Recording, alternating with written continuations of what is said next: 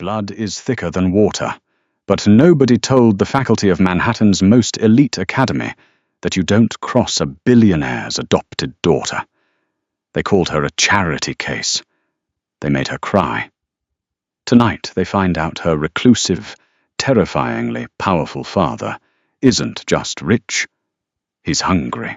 Manhattan's St. Jude's Preparatory Academy was a fortress of new money and old secrets, a school that easily rivaled Phillips Exeter and the Dalton School in both crippling tuition and sheer unadulterated elitism. It was the kind of place where 16-year-olds casually drove custom Porsches and parents bought entire library wings just to ensure their children's Ivy League admissions. In this glittering snake pit of wealth, pedigree was everything. Lily Covington had none of it. 16 years old with quiet brown eyes and a gentle disposition, Lily was a lamb surrounded by wolves. Everyone at St. Jude's knew her backstory, or at least the heavily sanitized rumor of it. 10 years ago, the reclusive billionaire Alistair Covington, CEO of a global logistics empire, had adopted her from a dilapidated orphanage in Eastern Europe. For a while, the PTA mothers had swooned over the romantic philanthropy of it all. But as the years dragged on and Alistair never once made an appearance at a charity gala, a parent-teacher conference, or a spring auction, the whispers began to sour. They decided Alistair Covington was ashamed of her. They decided she was an illegitimate mistake, a burden he paid to keep out of sight. The faculty, deeply reliant on the bribes and donations of the local elite, took their cues from the parents.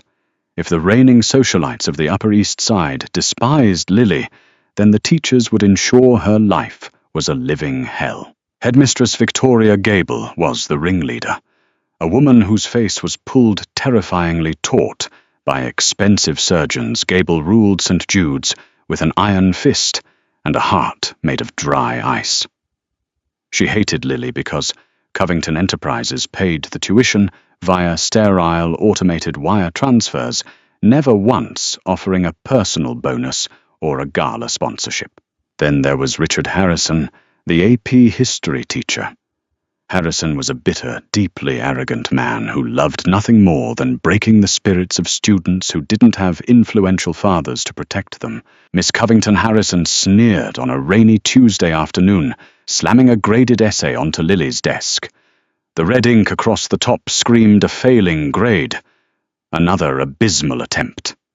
It seems all the private tutoring money in the world cannot buy actual intellect. Perhaps you should ask your father for a brain transplant.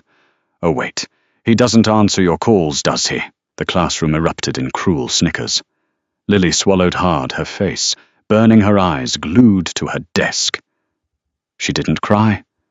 She had learned long ago not to give them the satisfaction. Mr. Harrison, that is completely uncalled for. The voice came from the doorway. Clara Jenkins, the newly hired AP literature teacher, stood there with her arms crossed. At 28, Clara was a breath of fresh air in the suffocating halls of St. Jude's. She didn't wear Prada. She wore sensible cardigans. She actually cared about teaching. And most dangerously of all, she had a fiercely protective streak when it came to Lily Covington. Harrison rolled his eyes, adjusting his designer tie. Miss Jenkins, I'm simply preparing the girl for the real world, a world where she can't coast on a billionaire's pity. Clara stepped fully into the room, her amber eyes flashing with defiance. You're humiliating a student to inflate your own ego. Lily's essay on the French Revolution was brilliant. I proofread it myself. If you gave her a failing grade, it's out of spite, not academic standard. The room went dead silent. Nobody spoke to Harrison like that. My office. Both of you. A cold, sharp voice echoed from the hallway. Headmistress Gable had been walking past, her heels clicking sharply against the marble floors. 10 minutes later, the doors to the headmistress's opulent office slammed shut. Lily sat trembling in a leather chair, while Clara stood firmly beside her, a protective hand resting on the teenager's shoulder. This insolence ends today, Gable hissed, glaring at Clara. You have been a thorn in my side since September, Clara. This academy runs on a delicate social hierarchy. We cater to the elite. We do not coddle charity cases. She is a student, Clara fired back, her heart pounding.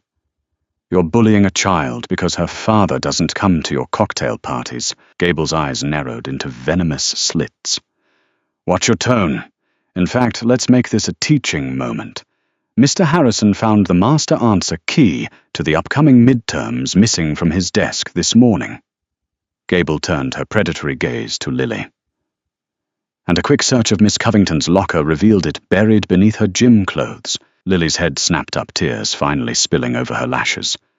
No, I didn't. I didn't take anything. Liar, Harrison barked, leaning against the mahogany bookshelf. I knew you were struggling, but theft. That's grounds for immediate expulsion. You planted it, Clara shouted, stepping in front of Lily. You're failing her on purpose, and now you're framing her because you need a scapegoat for the cheating scandal with the mayor's son. Gable slammed her hands on her desk. Enough, Clara. You are suspended without pay, pending a review of your insubordination. And you, Miss Covington, are suspended indefinitely. Tonight is the annual PTA gala. Your father will be notified that if he does not appear in person to discuss your expulsion, your belongings will be mailed to whatever estate he hides in. He's traveling, Lily choked out, panicking.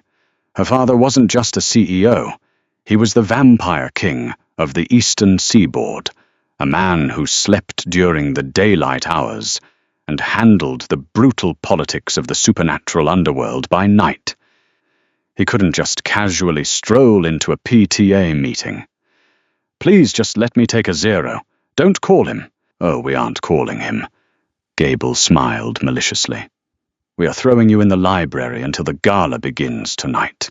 You will sit on the stage, and we will make an example of you to the board. Take her away, Richard. As Harrison grabbed Lily's arm, pulling her roughly from the chair, Clara tried to intervene, but Gable stepped in her way.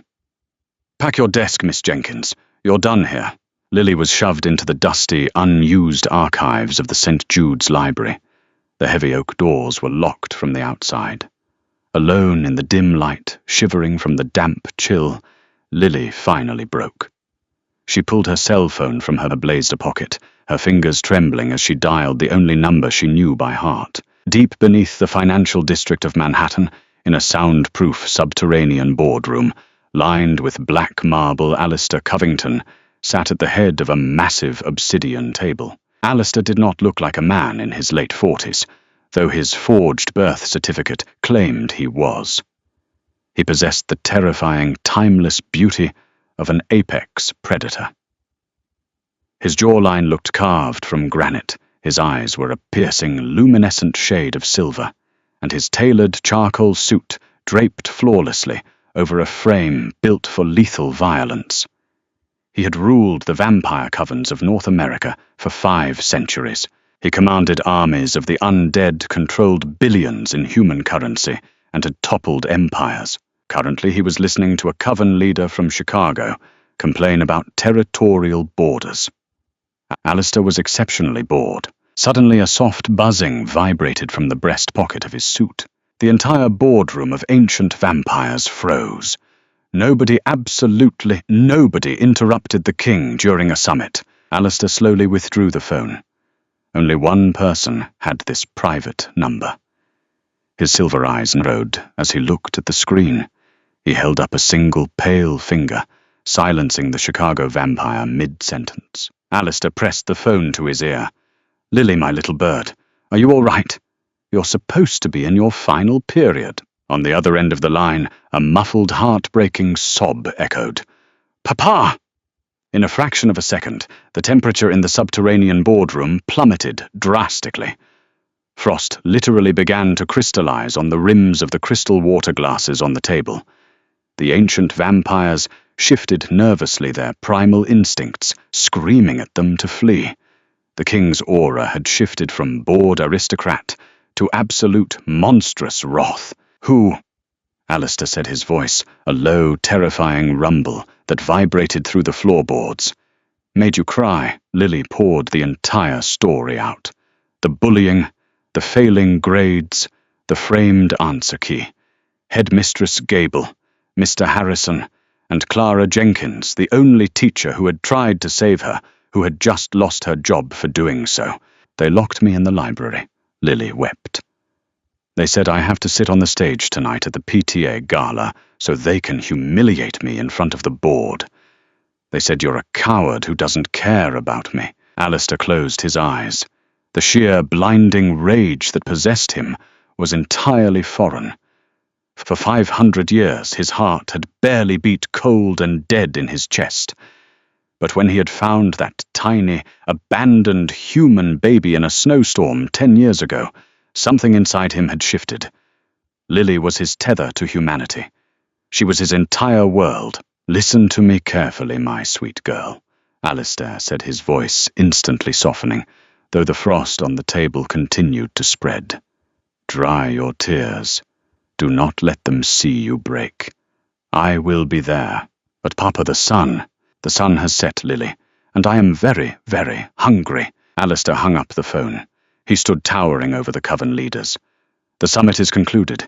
If anyone speaks to me before tomorrow evening, I will separate their head from their spine." In a blur of unnatural speed, the Vampire King vanished from the room. By 8 p.m., the St. Jude's Grand Auditorium was a spectacle of excessive wealth. Crystal chandeliers cast a warm glow over round tables draped in silk. Waiters circulated with silver trays of champagne and caviar. The parents, adorned in thousands of dollars of haute couture, mingled and laughed, wholly unaware of the storm that was brewing. At the front of the room on the grand stage, Headmistress Gable stood at a mahogany podium. Behind her, seated on a solitary wooden stool, was Lily.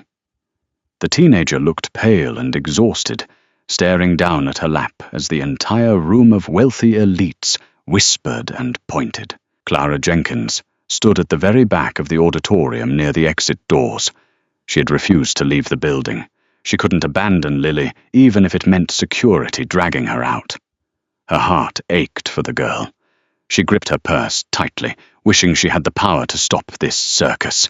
"Ladies and gentlemen, esteemed members of the board," Gable spoke into the microphone, her voice echoing off the vaulted ceilings. "St. Jude's is a bastion of excellence. We demand perfection, integrity, and honor. Unfortunately, not every student belongs in our hallowed halls. Some are simply charity cases utterly lacking in moral fiber." Harrison stood near the front row, smirking openly, sipping his champagne. "Tonight we address the expulsion of Lily Covington." Gable continued, gesturing backward with a dismissive wave. "A girl who resorted to theft because she lacked the intellect to succeed. A girl whose own father couldn't be bothered to show up to defend her." The words had barely left her mouth when the temperature in the auditorium abruptly plummeted by 20 degrees. Women in backless evening gowns gasped, shivering uncontrollably. The crystal chandeliers flickered wildly, the bulbs buzzing like angry hornets. The waiters froze, a sudden primal dread washing over the entire room. It was the biological response of prey sensing an apex predator. Clara shivered her breath, creating a small cloud in the suddenly freezing air. She turned her head. Boom! The heavy 12-foot-tall mahogany double doors at the back of the auditorium were blown open with such violent force that their hinges snapped. The doors crashed into the drywall, splintering the expensive wood. The entire gala screamed in shock, spinning around. Standing in the doorway, framed by the shadows of the hallway, was Alistair Covington. He didn't walk. He glided. Every step he took toward the stage was completely silent, defying the heavy leather of his Oxford shoes. He wore a bespoke, midnight black suit that seemed to absorb the light around him. His silver eyes swept over the terrified crowd, and wherever his gaze landed, billionaires and socialites instinctively flinched, stepping back to clear a path. He exuded a terrifying, suffocating power. It rolled off him in waves. As Alistair reached the back rows, his eyes suddenly snagged on something. Or rather, someone. Clara Jenkins? Alistair paused. For the first time in 5 centuries, his deadened senses flared to life. He could hear the frantic, rhythmic thudding of Clara's heart. He could smell the intoxicating sweet scent of her blood-vanilla old books, and something entirely unique. But more than that, he sensed her fierce, protective aura. He knew instinctively that this was the woman who had stood between his daughter and the wolves. Their eyes locked. Clara couldn't breathe. The man looking at her was impossibly beautiful, but his eyes held a danger so profound it made her knees weak. Yet beneath the danger, there was a flash of profound, startling gratitude directed solely at her. Alistair offered Clara a millimetre of a nod. Then his gaze snapped forward to the stage. The gratitude vanished, replaced by murderous intent. "I am Alistair Covington," his voice rang out. He wasn't using a microphone, yet his deep, resonant voice perfectly filled the massive hall, vibrating in the marrow of everyone's bones. "And I understand there seems to be a misunderstanding regarding my daughter." Silence absolute and suffocating seized the grand auditorium. Nobody dared to breathe. The city's wealthiest power brokers, CEOs, hedge fund managers, and politicians found themselves entirely paralyzed by the sheer overwhelming presence of Alistair Covington. He did not need to brandish a weapon or raise his voice. His power was an invisible, crushing weight in the room, triggering a primal instinct buried deep within the human brain. Do not run. It will chase you. Alistair ascended the few carpeted stairs to the stage. His silver eyes were locked onto the small, trembling figure on the stool. Headmistress Victoria Gable, her perfectly powdered face, draining of all colour, stepped forward, attempting to salvage her fractured authority. "Mr. Covington, you cannot simply burst into a private gala." Alistair did not even glance in her direction. He kept walking until he stood directly in front of his daughter. Lily looked up, her brown eyes pooling with fresh tears, but these were no longer tears of fear or humiliation. "Papa," she whispered, her voice cracking. The terrifying, monstrous aura radiating from Alistair instantly evaporated, replaced by a tenderness so profound it made the onlookers' chests ache. He knelt, ruining the crease of his bespoke trousers, and carefully cupped her tear-stained face in his pale, cold hands. "I am here, little bird," he murmured softly. He shrugged off his midnight black suit jacket and draped it over her trembling shoulders. The jacket dwarfed her, but it was a shield. "You have been incredibly brave. Now let your father handle the rest." Alistair stood, slowly pivoting to face Headmistress Gable. As he turned the temperature in, the room dropped again, frosting the edges of the microphone stand. "You requested my presence, Victoria," Alistair said smoothly, his voice a dark velvet purr.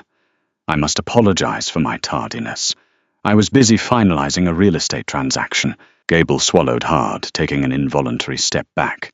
A real estate transaction. Mr. Covington, this is about your daughter's academic dishonesty. We have zero tolerance for theft." "Oh, I am well aware of what you tolerate," Alistair interrupted, taking a single deliberate step toward her. "You tolerate cruelty.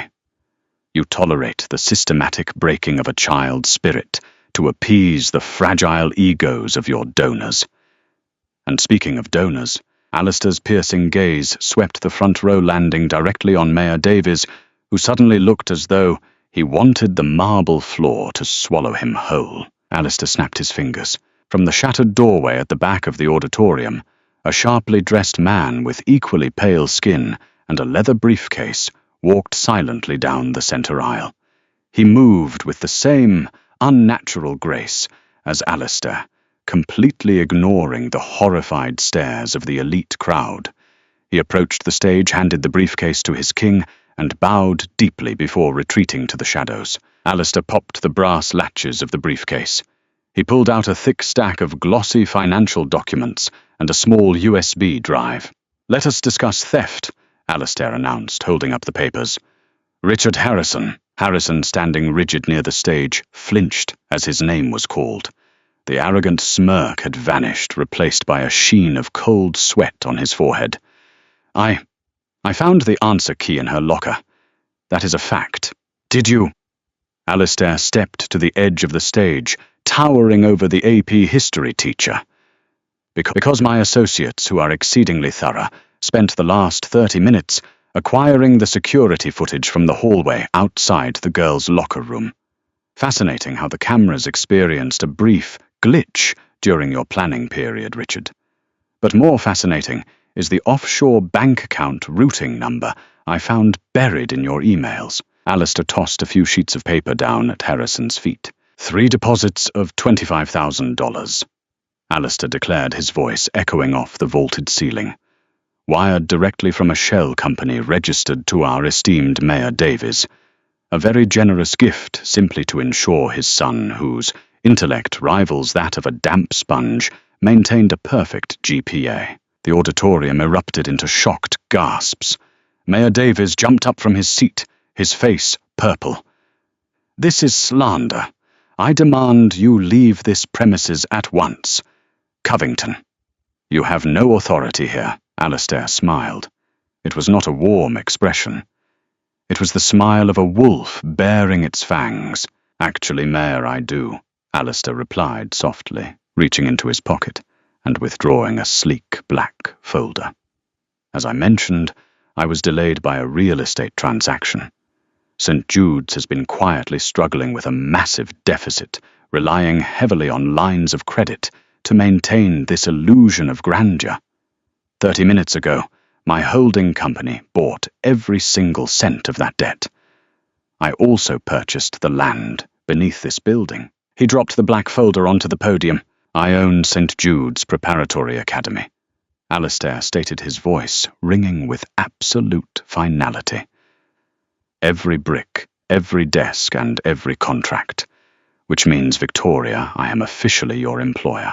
Gable's mouth opened and closed like a suffocating fish. You can't. I just did. Alistair stepped right into her personal space. His silver eyes flared with an unnatural, terrifying luminescence that made Gable whimper. You dared to humiliate my daughter. You allowed a corrupt, pathetic man to frame her to cover up his own sins. You thought because I do not attend your tedious little galas, I did not care. He leaned in his voice, dropping to a whisper that only Gable and Lily could hear. I have slaughtered entire armies for looking at her the wrong way. You are merely a pest I am choosing not to squash. Alistair straightened up, projecting his voice to the stunned crowd. Victoria Gable, you are terminated effective immediately. Your pension is void. You have exactly 5 minutes to vacate my property before my security escorts you out in handcuffs for accessory to extortion. Gable let out a choked sob, turning and fleeing off the stage, her high heels echoing frantically as she ran down the side aisle toward the exit. Alistair looked down at Harrison, who was practically trembling in terror. As for you, Richard, the evidence of your bribery and framing of a minor has already been sent to the Manhattan District Attorney. I suggest you find a very good lawyer. Leave my sight. Harrison didn't hesitate. He scrambled backward, nearly tripping over a chair before sprinting out of the auditorium. Chaos rippled through the seated parents, but a single sharp look from Alistair silenced them instantly. St. Jude's will undergo a restructuring, Alistair addressed the terrified elite. This institution will no longer cater to your fragile egos or accept your bribes. Excellence will be earned, not purchased. Anyone who has an issue with this new management is welcome to withdraw their children tomorrow. Good evening. Alistair turned his back on the wealthiest people in New York, dismissing them completely. He walked back to Lily, extending a hand to her. She took it, sliding off the stool. A massive, radiant smile broke across her face. For the first time in years, she held her head high in this building. Let us go home, my little bird, Alistair said, leading her down the stairs. As they reached the center aisle, the crowd parted for them like the Red Sea. But Alistair did not head straight for the shattered double doors. Instead, he stopped halfway down the aisle, his eyes locking onto a figure standing near the back wall, Clara Jenkins. Clara froze as the terrifying, impossibly handsome billionaire approached her. Her heart was hammering against her ribs like a trapped bird. She had just witnessed a man dismantle the city's corrupt elite in 5 minutes without breaking a sweat. Alistair stopped a few feet from her. Up close, his beauty was devastating. He possessed a raw magnetic pull that left Clara feeling light-headed. "Clara Jenkins," Alistair said softly. "Yes," she managed to squeak out, clutching her purse. Lily tugged on Alistair's arm.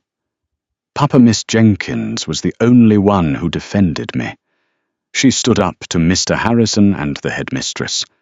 "She lost her job because of me." Alistair's expression softened as he looked at Clara. The cold, predatory edge in his silver eyes melted into profound respect. "I am aware of what you did," Alistair said, his voice dropping to a register that sent a shiver straight down Clara's spine. "In a den of vipers, you were the only one with a spine. You protected what is mine. For that you have my eternal gratitude." Clara swallowed, trying to find her professional voice. "Lily is an exceptional student, Mr. Covington. She didn't deserve any of this. I just did what any teacher should do." "Perhaps," Alistair mused, stepping half an inch closer, the scent of him like fresh snow cedar, and an underlying crackle of ozone washed over her. "But it is rare to find such fierce integrity. As I just mentioned, St. Jude's is in need of new leadership. The position of headmistress is vacant." Clara's amber eyes went wide. "Headmistress Mr. Covington? I'm 28. I don't have the administrative background for—" "You have the moral background," Alistair interrupted gently. "And you have my backing. My resources are infinite. You will run this academy exactly as you see fit. You will set the curriculum, hire the staff, and I will ensure nobody ever questions your authority." He held out a sleek black business card with a single silver crest on it. "Call my office tomorrow," Alistair said, his gaze locked onto hers with an intensity that made Clara's breath hitch. "We have much to discuss. Not just about the school, but about Lily's future. I believe she could use a permanent mentor. And I believe I need to be far more involved." Clara slowly reached out her fingers, brushing against his as she took the card. His skin was unnaturally cool, but the contact sent a jolt of electricity racing up her arm. She looked up into his ancient silver eyes, recognizing that beneath the terrifying billionaire exterior was a father who would literally burn the world down for his child. "I'll call you," Clara promised, a small smile playing on her lips. Alistair offered her a genuine, breathtaking smile in return. It was the first time he had smiled at a human other than Lily in over a century. "I look forward to it, Miss Jenkins." With a final nod, Alistair placed a protective hand on Lily's shoulder and guided her out of the auditorium, leaving a stunned, silent room of elites in his wake. Clara stood there, holding the black card against her chest, a profound sense of destiny washing over her. Life at St. Jude's was never going to be the same. And as she watched the Vampire King and his human daughter disappear into the Manhattan night, Clara had a feeling her own life was just about to begin. The terrifying display of power wasn't just a victory for a bullied teenager. It was the dawn of a completely new empire. St. Jude's Preparatory Academy, transformed overnight from a corrupt playground for the rich into a genuine sanctuary of learning under Clara's fierce leadership. As for Alistair, the immortal king finally stepped out of the shadows, realizing that protecting his daughter meant standing by her side in the light. And in Clara Jenkins, he found not only a brilliant headmistress, but a woman whose fierce protective heart managed to awaken a spark in his own cold chest, proving that even a centuries-old monster can be saved by love.